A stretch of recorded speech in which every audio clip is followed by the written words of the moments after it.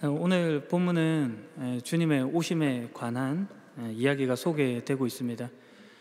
구약 성경에서 지시하는 것은 오실 메시아에 대한 기다림을 이야기했고, 이제 신약 성경에서 그 기다림의 완성으로 예수 그리스도께서, 메시아께서 오셨다 하는 이야기가 소개되고 있습니다. 그리고 오늘 본문은 그 오신 주님이신 예수 그리스도께서 다시금 오시겠다 하는 이야기를 소개하고 있는 것입니다. 그러니까 오늘 본문에서 주님의 오심이라고 하는 것은 아기 예수의 탄생으로 말해지는 그 예수 그리스도의 초림이 아니라 예수 그리스도의 다시 오심, 즉 재림에 관한 이야기라 하겠습니다. 사도행전 1장에 보면 죽으시고 부활하신 예수님께서 승천하실 때 흰옷을 입은 천사들의 증언과 같이 우리가 본 그대로 예수님께서 다시 오실 것이 약속되어 있습니다. 오늘 본문이 그 내용을 말하고 있는 것입니다. 교회력으로 보면 오늘은 대림절의 첫 주간입니다. 대림절은 주님의 오심을 기다리는 절기입니다. 대강절, 강림절이라고도 불리기도 하죠.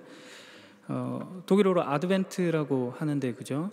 라틴어 아드벤투스, 도착, 도래, 옴, 이런 말에서 유래한 단어입니다.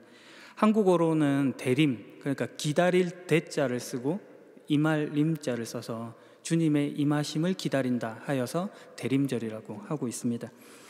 대림절은 아기 예수의 탄생, 그러니까 성탄절 전에 4주간을 지키는 그런 절기입니다. 그러니까 아기 예수님의 탄생을 기억하고 기념한다 하는 그런 느낌이 강한 것이겠죠. 그런데 앞서 설명드린 것처럼 오늘 본문은 예수님의 재림에 관한 이야기입니다. 대림절 절기가 되면 아기 예수님의 탄생을 기다린다 하는 생각이 일반적일 것이나 사실 그렇지만도 않다가 오늘 본문을 통해 말해지고 있는 것입니다. 예전 예배에 1봉독, 2봉독, 3봉독으로 주어지고 있는 그 본문의 내용을 보면 이사야서 2장 1절에서 5절이고 로마서 13장 11절에서 14절의 내용이 주어지고 있는데 모두 다 예수님의 재림에 관한 이야기를 하고 있습니다. 예수님의 초림을 경험한 오늘의 우리가 주님의 탄생을 기념함과 동시에 다시 오마 하고 약속하신 주님의 재림을 기다리는 절기로 지금 이 대림절을 맞이해야 하는 것입니다. 이것은 6세기 그레고리 때 도입된 대림절 예전 예식 때문이기도 합니다. 대림절이 되면 이렇게 초가 켜지는 것을 볼 수가 있습니다. 짙은 보라색에서부터 옅은 색으로 사실 가게 되어 있는데요, 한 주에 하나씩 초를 켜고 늘려가면서 그 의미를 생각합니다. 각 주마다 의미가 있습니다. 첫 번째 주는 기다림과 소망입니다. 두 번째 주는 회개와 평화, 그리고 세 번째 주는 사랑과 나눔, 네 번째 주는 만남과 화해, 이것을 의미하고 있습니다. 오늘은 그 첫 주로 기다림과 소망입니다. 아기 예수님의 탄생뿐만 아니라 다시 오실 예수님에 대한 재림에 대한 기다림, 소망인 것이죠. 그러니까 정리해보면 대림절이라고 하는 것은 초림의 자리에 서서 재림을 기다리는 절기다라고 할 수 있겠습니다. 참고로 대림절은 교회력에서는 한 해의 시작을 말해주는 절기입니다. 그러니까 세상에서는 1월이 시작이지만 우리 교회 안에서는 지금 이 대림절이 한 해의 시작을 말해주는 것이죠. 어떻게 보면 그 시작 지점에, 우리가 지금 대림절이라고 하는 이 시작 지점에 서서 재림이라고 하는 마지막 그 완성을 기다리고 있다 하는 그 의미를 묵상해 볼 수도 있겠습니다. 오늘 본문은 그 주님의 재림에 대해서 강조를 하고 있습니다. 그런데 그 시작이 이렇게 나와 있죠. 그날과 그때는 아무도 모른다. 정확한 날짜와 시각은 알 수 없다는 것입니다. 그걸 말하는 누구의 이야기도 들어서는 안 됩니다. 또 초점을 맞출 필요도 없습니다. 그런데 역사 속에서 그런 일들이 숱하게 벌어졌던 것을 우리는 경험으로 알고 있습니다. 999년에 유럽 전역에 이제 이렇게 새로운 천년이 된다는 것이 대단히 위협으로 다가와서 종말 의식으로 999년 12월 31일에 높은 산에 올라가서 주님의 재림을 기다렸던 그런 모습이 나타나기도 했습니다. 우리가 1999년에 2000년을 맞이할 때 같지는 않지만 비슷한 경험을 했던 그런 모습도 있었습니다. 19세기 미국에서도 종말론이 유행했는데 윌리엄 밀러는 1844년 3월 21일에 예수님께서 재림하신다라고 사람들을 미혹했고, 여호와의 증인의 창시자인 찰스 러셀은 1874년에 예수께서 재림하시고 그로부터 40년 후 1914년에 천년왕국이 시작될 것이다 라고 주장을 했었답니다. 그런데 거짓으로 판명이 났죠. 우리나라에도 그런 일이 있었습니다. 1992년에 이장님이 이끄는 다미성교회가 시한부 종말론을 들고 나왔었던 때입니다. 1992년 10월 28일에 주님께서 재림하신다는 소식 때문에 학생들은 학업을 포기하고 또 직장인들은 생업을 포기하고 모든 재산을 교회에 바치고 휴거, 그러니까 들림밟는 그것을 기다리는 그 내용이 뉴스로까지 방송될 정도로 그 당시 엄청났었습니다. 지금 생각하면 무슨 그런 일이 있을 수 있겠는가라고 싶겠지만 믿지 않는 사람들도 설마 하면서 조마조마했던 그런 일이었습니다. 그러나 오늘 본문이 증언하는 바와 같이 그날과 그때는 아무도 모르며 심지어 하늘의 천사와 아들까지도 모르고 오직 아버지께서만 아신다라는 이야기를 하고 있습니다. 그러니 우리는 그때와 그 시에 초점을 둘 것이 아니라 하나님께서 성경을 통해서 무엇을 말씀하시고 있는가에 더 집중해야 할 것입니다. 하나님께서 우리에게 알리시고 성경을 통해 우리가 보는 바는 그 다음에 보면 단지 노아의 때처럼 인자가 다시 올 때도 그와 비슷할 것이다 라고 하는 사실입니다. 주님의 오심이라고 하는 것의 불예측성을 말하는 것이겠죠. 갑자기 호련히 오는 것입니다. 이것은 앞서 하늘의 천사도 모르고 아들도 모르고, 여기서 아들은 예수님이죠. 예수님도 모르는 사실로 강조되고 있습니다. 그런데 이것이 주는 중요한 메시지가 있습니다. 그 단순히 아들 예수님이 모른다, 그러니까 성부 하나님 아버지만 알고 성자 하나님인 아들은 모른다라는 것에 초점을 두어서 하고 싶은 말이 있는 것이 아니라 다른 말이 있는 겁니다. 그것은 그 당시 문화적인 배경 속에서 그들이 알아먹는 방식으로 주시는 하나님의, 예수님의 말씀입니다. 주님의 오심, 재림이라고 하는 그 상을 지금 그려주시고 있는 것입니다. 그 알아먹는 방식이라고 하는 것은 유대인의 결혼 풍습과 관련이 있습니다. 유대인들은 결혼에 앞서서 정혼이라고 하는 것을 합니다. 신랑과 신부가 서로의 동의하에 부모님을 통하여서 정혼을 맺게 되는 것인데요. 보통 1년 정도 이렇게 기간을 가집니다. 그런 것을 정혼 기간이라고 합니다. 보통 신부 측에서 이 정혼이 이루어지고 예비 신랑과 예비 신부가 그 증표로서 포도즙을 함께 나누어 마심으로 이 서약이 이루어집니다. 약혼과 비슷하죠. 근데 약혼보다는 조금 더 법적으로 엄격함을 가집니다. 만약에 이 정혼을 깨뜨리기 위해서는 법적인 절차를 밟아야 할 정도였습니다. 그러니까 거의 혼인관계를 맺었다라고 보여지는 그 정도의 힘이 있는 것입니다. 1년가량의 기간을 가진다고 했는데 이 기간 동안 신랑은 이 자신의 아버지의 집으로 가서 신부를 데리고 올 집을 짓는다든지 하면서 맞이할 준비를 하게 됩니다. 신부도 반대로 상대방 가문의 풍습이라든지 어떤 신부 수업과 같이 그런 결혼 생활에 필요한 물품들을 준비하는 것으로 이 기간들을 보내고 있습니다. 1년이 탁 되었습니다. 그러면은 신랑이 이제 신부를 데리러 가겠죠. 그러나 1년 딱 하고 바로 그날 가는 것은 아닙니다. 통상적으로는 1년보다 약간씩 늦춰지곤 했던 게 다반사였습니다. 준비 끝, 이제 갈래 하고 가는 건 아니라는 거죠. 준비가 다 된 후에는 항상 아버지께 그것을 말하게 됩니다. 그러면 아버지가 그 준비 상황을 전체로 보고 이제 할만하다 하고 데리러 가라 하면은 가는 것이죠. 그때 신랑이 아버지 준비한다고 너무 힘들었어요. 저 이제 못 갈 것 같아요. 하루만 쉬었다 갈게요. 이러는 바보는 없습니다. 당장 달려가는 것이죠. 그러니까 오늘 본문 뒤에 있는 열처녀 비유에 그 장면이 나오는 겁니다. 밤중에라도 신랑이 찾아가는 그런 모습인 것이죠. 신랑이 언제 올지 모르니 신부는 1년째 되는 날부터 신부의 친구들을 불러서 같이 이렇게 도란도란 이야기도 하면서 신랑을 기다리고 있는 그런 모습들이 펼쳐지고 있는 것입니다. 이런 이야기입니다. 여기서 아버지만 아신다. 그때는 그게 예수님께서 이런 장면을 그려주고 계신 것입니다. 불예측성. 그러나 그 속에서 그날이 있음을 확실히 말씀해 주고 있는 것이죠.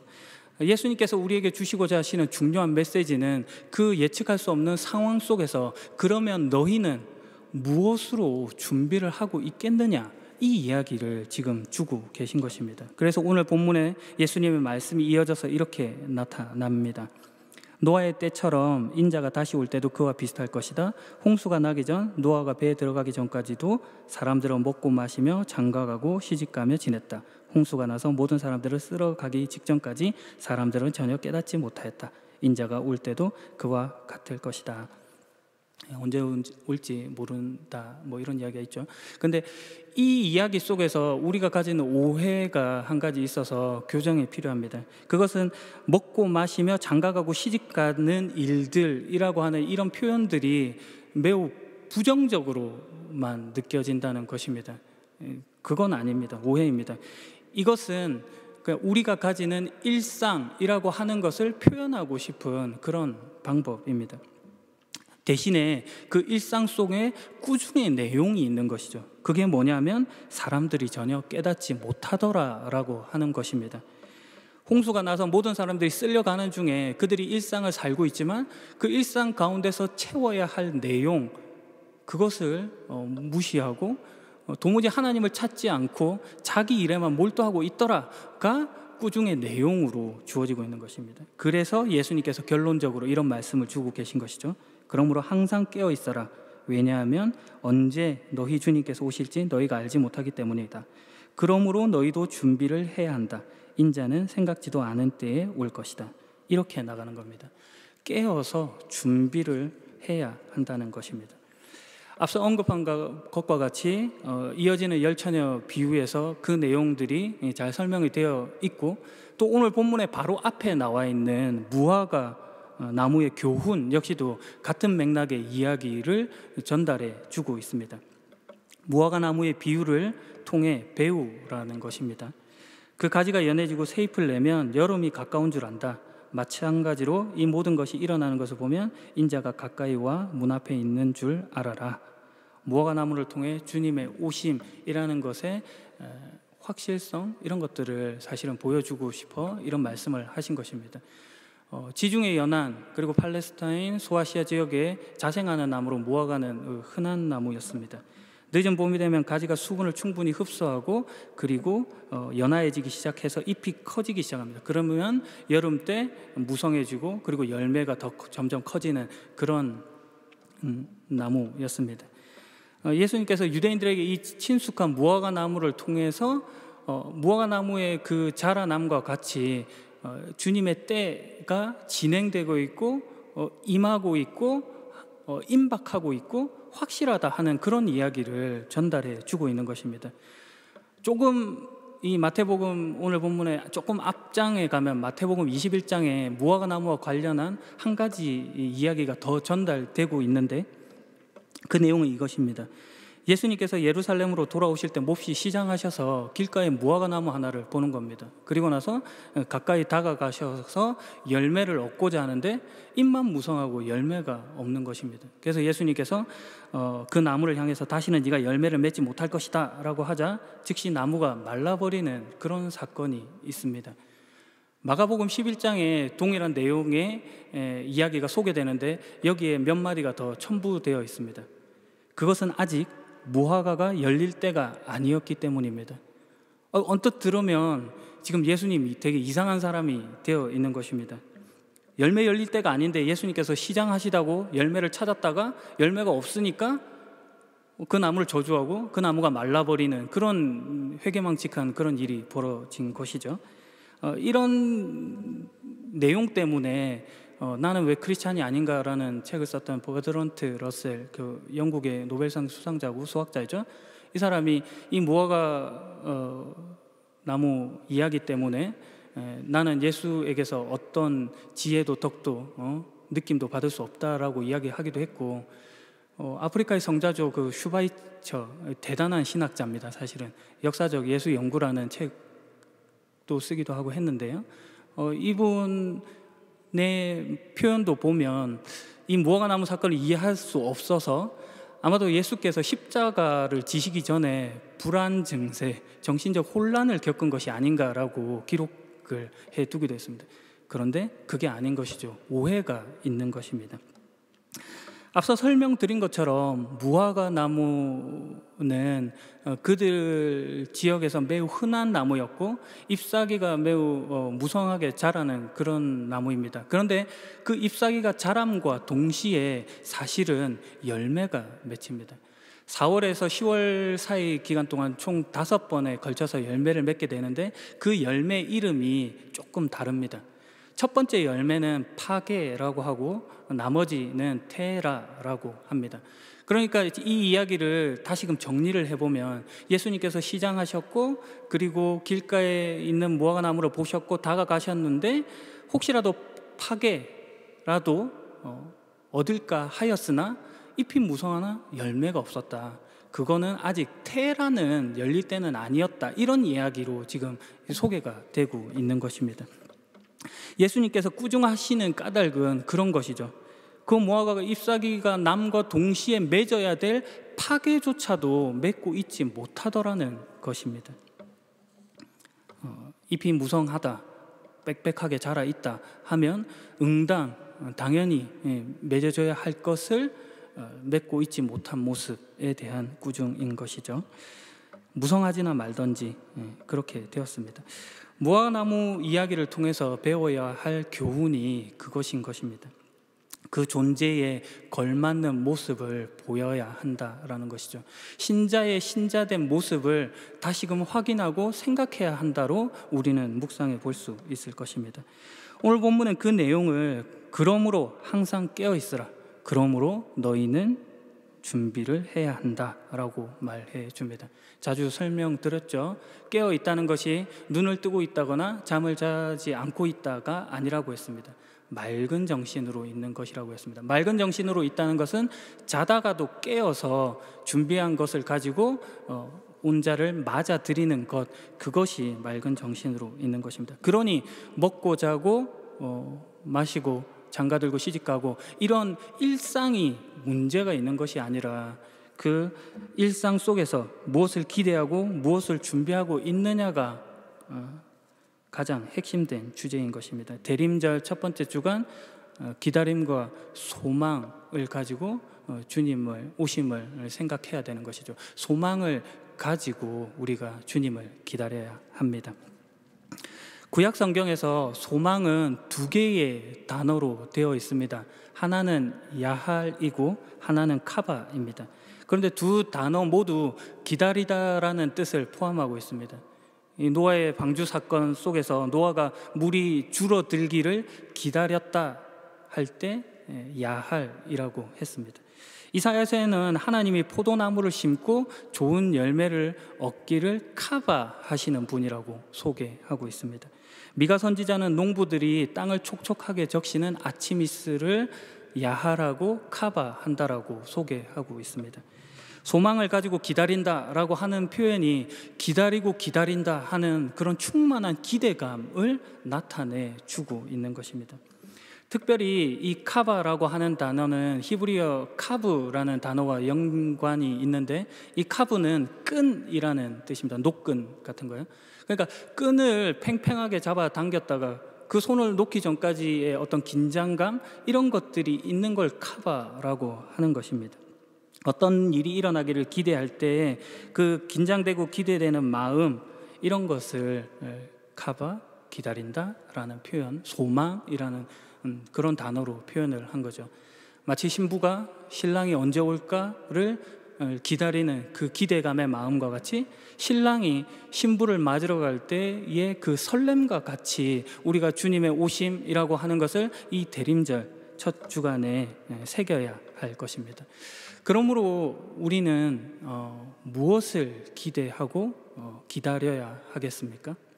이사야 8장 17절은 이렇게 말합니다. 주님께서 비록 야곱의 집에서 얼굴을 돌리셔도 나는 주님을 카바하리라.